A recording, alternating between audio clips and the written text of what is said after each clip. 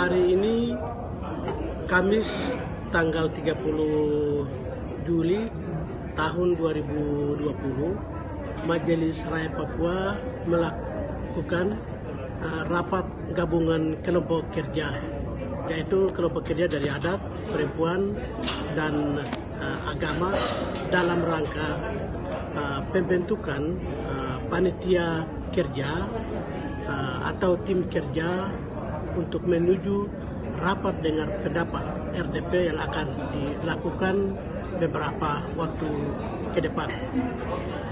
MRP melakukan rapat gabungan ini dalam rangka satukan persepsi, langkah, kemudian membicarakan hal-hal penting yang akan dilakukan sebagai mekanisme skenario oleh tim dalam rangka mendengarkan aspirasi dari seluruh komponen masyarakat asli Papua yang ada di Provinsi Papua maupun ada di Provinsi Papua Barat. Ini sesuai dengan amanat Undang-Undang 21 tahun 2001, yaitu di pasal 77. Di situ mengingatkan kita bahwa usul perubahan undang-undang ini dapat dilakukan oleh rakyat Papua melalui MRP DPRP, yaitu MRP Papua, Papua Barat, DPRP Papua, Papua Barat, kepada DPR dan pemerintah. Kepada DPR ini adalah DPR RI, kemudian pemerintah adalah pemerintah pusat. Nah, ini amanat Undang-Undang 21 tahun 2001 kepada MRP dan DPRP, maka DPRP telah membentuk pansus yang mana telah berkoordinasi dengan MRP pada hari Jumat tanggal 24 kemarin. Hari ini MRP telah menyampaikan tim yang sudah direkrut, kemudian surat keputusan Majelis Rakyat Papua yang terkait dengan tim kerja rapat dengan pendapat yang telah dibentuk. Kemudian hari Senin, mulai hari Senin itu MRP akan melakukan tahapan-tahapan untuk melaksanakan rapat dengan pendapat tersebut. Di mana rapat dengan pendapat tersebut ini juga akan melakukan konsolidasi dari semua pihak. Konsolidasi untuk teman-teman MRP di Papua Barat, kemudian DPRP juga di Papua Barat, kemudian kami di Papua, yaitu pihak Forkopimda, Gubernur, Polda, kemudian Pangdam, terus Kejati, Kejari, semua unsur Forkopimda Provinsi Papua juga akan kami lakukan rapat dengan pendapat dengan mereka, dan kemudian kami juga melaporkan kepada Forkopimda Papua bahwa MRP akan melakukan rapat dengan pendapat dengan masyarakat orang asli Papua, di mana implementasi otonomi khusus selama 20 tahun ini.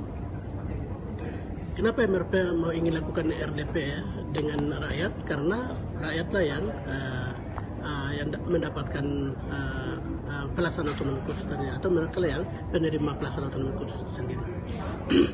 Yang kedua, kali ini rapat dengan pendapat ini akan lebih pada mekanisme secara ilmiah. Mekanisme secara ilmiah, oleh karenanya MRP akan membentuk tim besar, yaitu melibatkan akademisi dari akademisi negeri maupun swasta yang ada di Papua dan Papua Barat untuk evaluasi 4 bidang di mana melalui dana otonomi khusus diprioritaskan untuk melaksanakan otonomi khusus di tanah Papua selama 20 tahun. Kemudian selain evaluasi 4 bidang itu, kami juga MRP akan evaluasi juga yaitu bidang lain, yaitu di bidang sipol maupun ekosop, yaitu tentang hak asasi manusia, kemudian juga tentang pengelolaan sumber daya alam di Papua. Sebelum pemberian otonomi khusus dan sesudah atau selama otonomi khusus seperti apa. Nah, ini juga harus ada penilaian-penilaian yang kita lakukan. Karena di pasal-pasal tertentu juga bicarakan tentang hak asasi manusia. Ya. Salah satu contoh adalah belum ada pembentukan KKR di tanah Papua sampai otonomi khusus berakhir. Terus ini kenapa? Hal-hal begini yang perlu kita evaluasi. Oleh karenanya dari pasal 1 sampai pasal 79 akan kita sisir satu persatu dalam rangka kita untuk menilai dan mengukur apa saja yang sudah dilaksanakan dan apa saja yang belum dilaksanakan. Ini menjadi hal yang penting Oleh karenanya kami Majelis Rakyat Papua bersama-sama dengan Dewan Perwakilan Rakyat Papua dan Papua Barat untuk sama-sama menyiapkan satu model atau mekanisme yang baik supaya semua komponen masyarakat akan menyampaikan pendapat terhadap pelaksanaan otonomi khusus. Yang saya maksud dengan komponen adalah pertama, katakan dari tokoh agama, tokoh adat, tokoh perempuan, dan tokoh pemuda. Tokoh adat itu selain LMA, kemudian DAP, terus masyarakat perempuan juga, kemudian pemuda. Pemuda ini OKP nasional maupun OKP lokal. Juga kami akan mendapatkan keinginan mereka seperti apa tentang otonomi khusus. Kemudian BEM, KMPB, kemudian katakan organisasi TPNOPM, kemudian ULMP, kemudian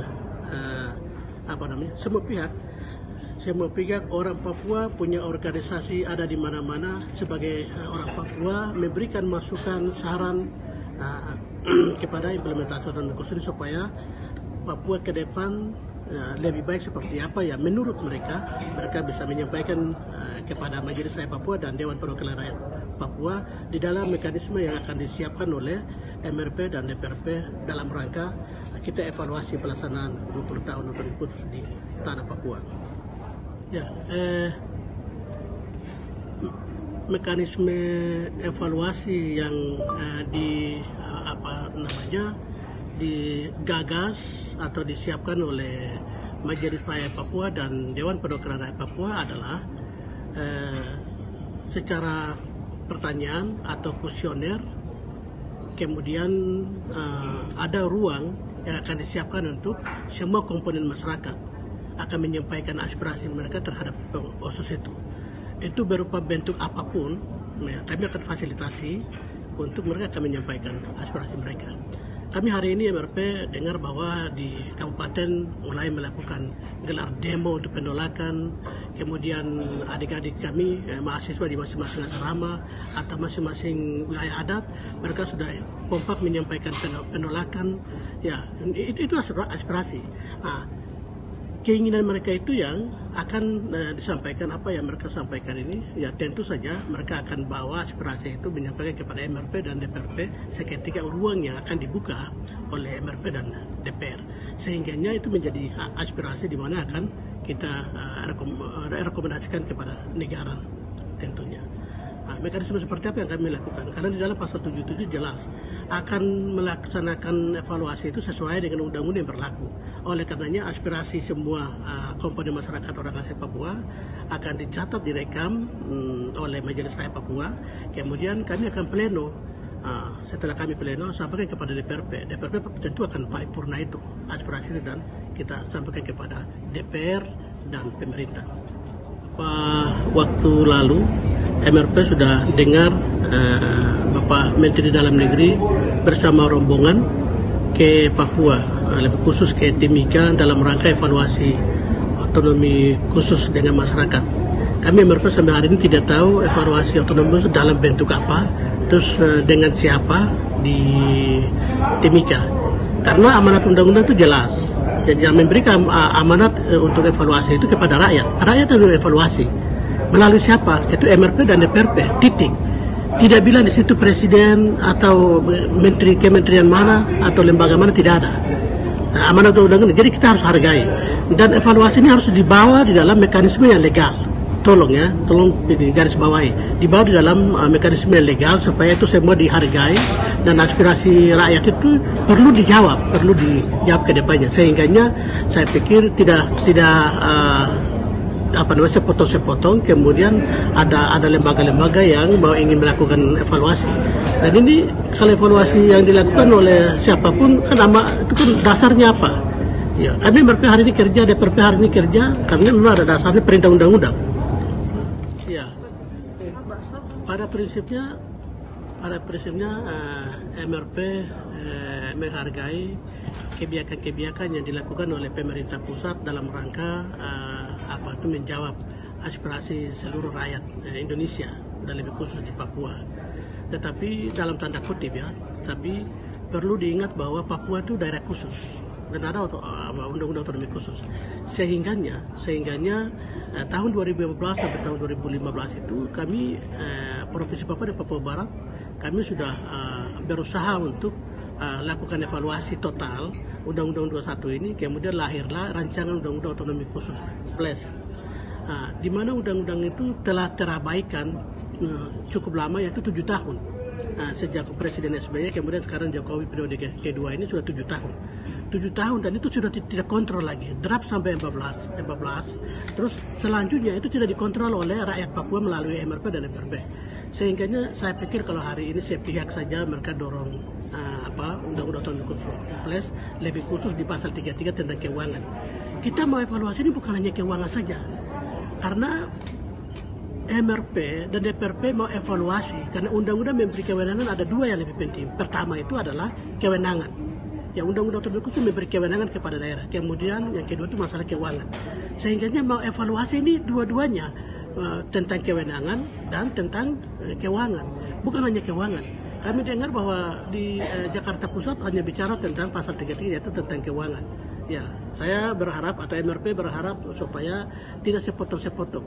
Kita harus menyelesaikan evaluasi ini secara total dan bicara semua aspek. Jadi bukan satu bidang saja kita evaluasi. Itu jadi hargailah mekanisme yang ada ini yang sekarang dilalui oleh MRP dan DPRP.